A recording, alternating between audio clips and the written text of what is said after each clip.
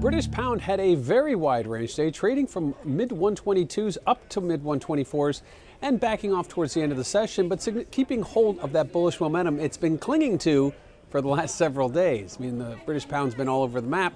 Obviously, it's been in decline for trending-wise, but we did see a modest uptick over the last several weeks. Things came off yesterday, now they're back stronger again today, but holding some bullish momentum, maybe some optimism, we'll call it. As we look to, October 31st is right around the corner. Nothing's been resolved yet, but there is some positive mojo, we'll call it. And a significant trade went through last week.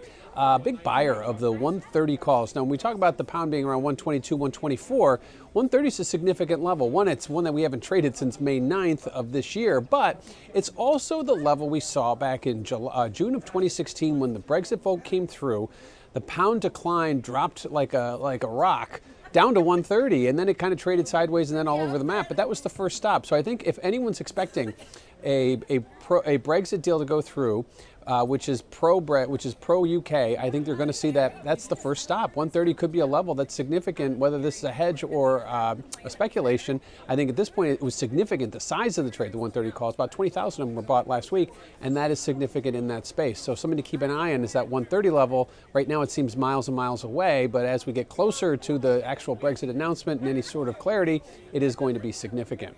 Nextly, let's look at what the Bank of England is doing. They were holding out. They still want to hold on to some hope that they can raise rates and be the one and only central bank that will be raising rates amidst what's happening with the global growth slowdown. I think at this point the Fed has really tipped the hand of most central banks that haven't cut yet, in that they are going to probably need to fall in line. The Bank of England obviously wants to keep their optimism high to keep the pound high, but I don't know for how much longer they can do that given what's happened with the global growth numbers. Not only are we seeing those overseas numbers struggle, but now we're starting to see the domestic numbers here in the U.S. struggle. So it isn't just an isolated slowdown. It's looking like more of a global slowdown, and obviously that affects everyone. But one of the things I think maybe keeping the pound maybe a little bit better bid than otherwise would be is this sort of sentiment from the BOE that says, well, maybe we can hold out until the dust settles and we can be the ones to lead the charge to rates higher.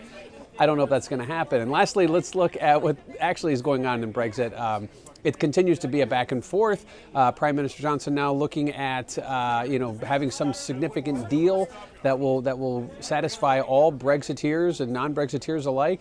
A lot of the clarity is still missing, but I think at this point that is a lot of the optimism that we've been seeing in the pound trade today, is that he does believe it is going to be go through and it's going to be positive for the UK, and if that's good. But we still don't have a lot of the clarity, and there are still a lot of holes in his plan. And I think at this point volatility will remain elevated, and until we get that final say, until we get that final day, that final say-so between the EU and the UK, none of this is going to have any sort of resolution or clarity, and that's going to continue to hamper, I think, all UK commodities and the pound itself as well. So right now, I think moving forward, we need to get clarity. October 31st is right around the corner, but significantly, we need to see that global growth turn around, get some of these central banks back into putting rates higher, because right now, for the foreseeable future, rates are going lower, and that means weaker currencies.